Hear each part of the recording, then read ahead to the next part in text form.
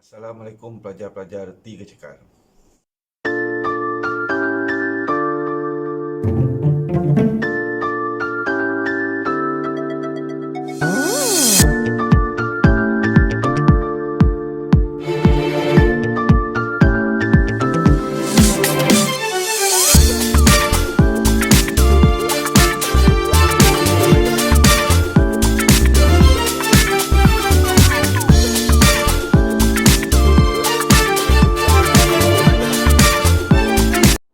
Diam tak diam, dah 2 minggu kita menjalani PDPR. Jadi saya harap pelajar-pelajar dah dapatlah biasakan diri dengan suasana pembelajaran melalui talian ni lah.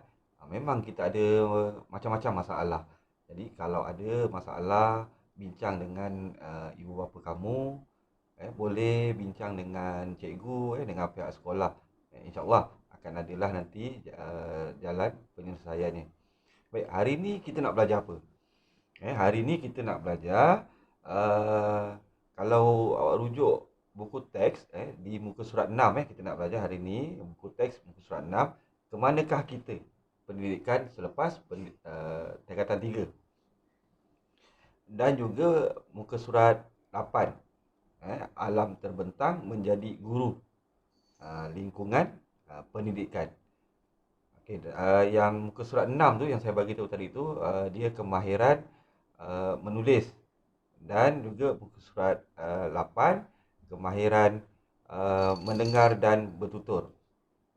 Kita teruskan dengan pelajaran kita. Baik, sambil dengar, tengok video ni, kamu boleh juga buka buku teks muka surat 6, ke manakah kita pendidikan selepas tingkatan 3. Jadi kalau kita tengok di buku teks ni, sama tengok di buku teks ni. Baik, kalau awak tengok sini, selepas tingkatan 3, pilihan pertama tingkatan 4 dan 5 untuk mengambil CJ Pelajaran Malaysia lah, SPM.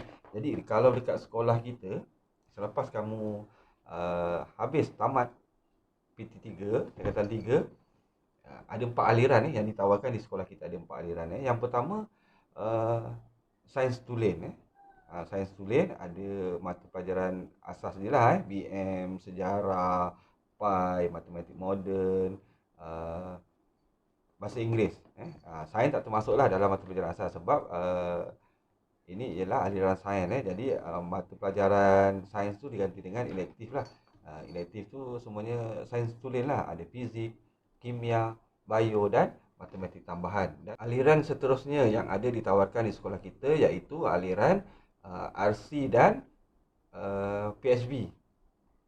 Aliran lain, ada lagi aliran lain pertanian dan perniagaan, dan juga aliran yang terakhir, aliran PVMA. Jadi selepas tamat tingkatan 3, kamu boleh menyambung, kamu boleh memilih mana-mana aliran lah, bergantung kepada kemampuan kamu, minat kamu, dan juga keputusan PT3 nanti.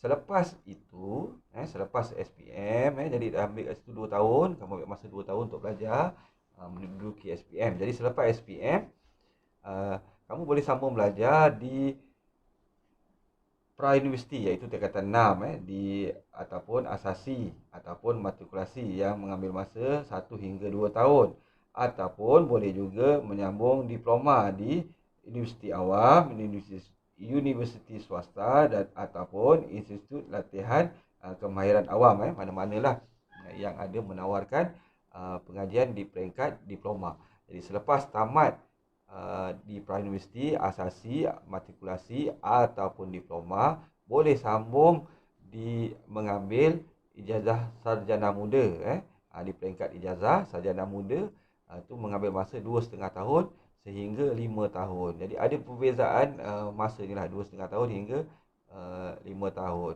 Jadi kalau di peringkat diploma kamu belajar dengan baik, jadi bila sambung peringkat ijazah, boleh pindah kredit, transfer kredit, boleh pindah kredit. Jadi dia akan jadi tempoh pengajiannya lebih rendah, dan tempoh pengajian ni juga sebenarnya bergantung kepada aliran yang kita pilih, jurusan yang kita pilih semasa mengambil ijazah sarjana muda. Baik, seterusnya,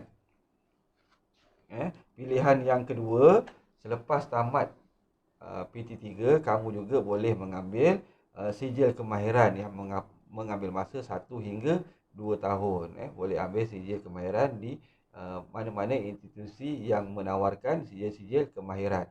Ataupun pilihan yang ketiga, kamu berminat bahagian teknik dan vokasional. Jadi selepas PT3, kamu boleh memilih untuk menyambung pelajaran di sijil di kolej vokasional, mengambil sijil vokasional selama 2 tahun ataupun diploma vokasional.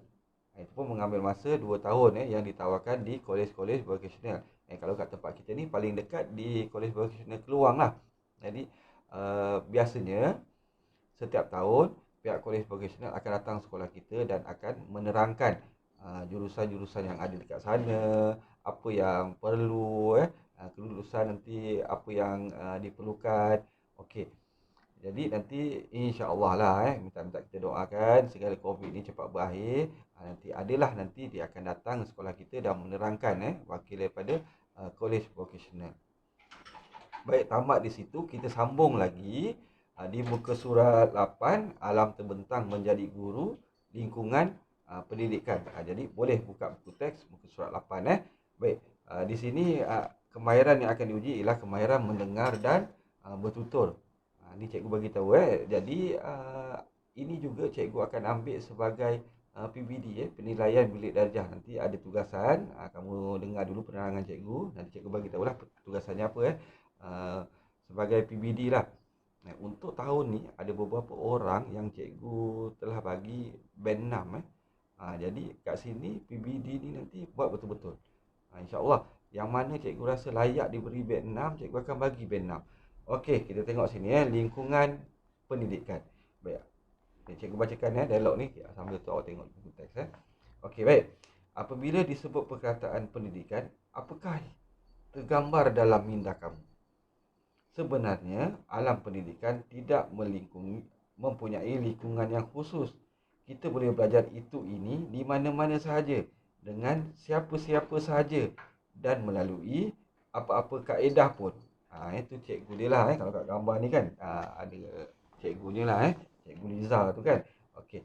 Jadi adalah anak muridnya ada yang terfikir di sekolah kan.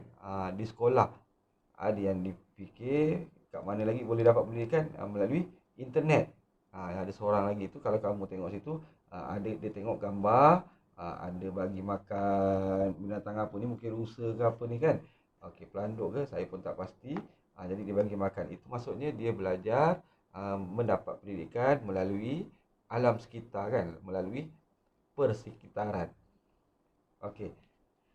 Lepas tu kita tengok kat bawah tu ada dialog lagi. Cikgu Liza dia kata, analisis gambar-gambar dalam dialog di atas dan nyatakan perkara yang anda pelajari daripadanya. Jadi saya ambil contoh macam di sekolah kan. Apa benda? Apa yang kita dapat pelajari di sekolah? Bukan tak semestinya yang kita pelajari tu yang awak belajar dalam kelas, yang cikgu ajar mata pelajaran tu kan. Di sekolah ni kita juga apa yang kita boleh dapat ni selalu dah ni sebelum ni kelas-kelas yang sebelum ni kita ada bincang kan. Di sekolah kita akan belajar pasal disiplin kan. Di sekolah ni dia menekankan disiplin. Di sekolah juga ada ditekankan bagaimana cara untuk kita bawa diri, bagaimana cara untuk kita bergaul, berdikari, membentuk diri kita menjadi seorang pemimpin. Jadi itu contoh di sekolah. Jadi di tempat lain, contohnya macam kat dalam buku teks ni, di internet, melalui alam sekitar. Macam mana?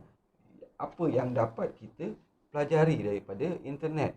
Apa yang kita dapat pelajari melalui alam sekitar? Okey.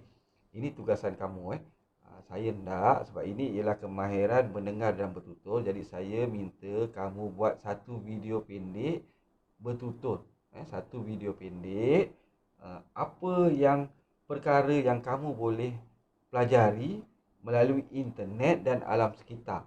Internet dan alam sekitar. Yang sekolah saya tak mahu. Yang saya minta kamu buat, kamu pilih sama ada apa yang dapat kamu pelajari di internet ataupun apa yang dapat kamu pelajari melalui alam sekitar. Jadi Kamu buat dalam bentuk video, tak mau audio Saya nak tengok muka kamu. Lama tak tengok muka kamu ni. Untuk buat ni, kamu tulis dulu. Jangan main terus cakap je nanti dia jadi tak teratur. Kamu tulis dulu, fikir dulu apa ayat yang nak cakap. Lepas tu rekod. Bila boleh hantar? Bila tarikh penghantaran? Cikgu bagi hari ni kelas kita ni hari Rabu. Ada gempa bumi, kuncing langgar. Hari Rabu. Jadi hantarnya hari Selasa minggu hadapan. Hantar hari Selasa minggu hadapan. Jadi ada cikgu bagi masa yang panjang, 1 minggu untuk kamu buat video itu. Okey, itu saja untuk pelajaran kita yang kita belajar hari ini. Semoga kita berjumpa lagi di kelas yang akan datang. Assalamualaikum dan terima kasih.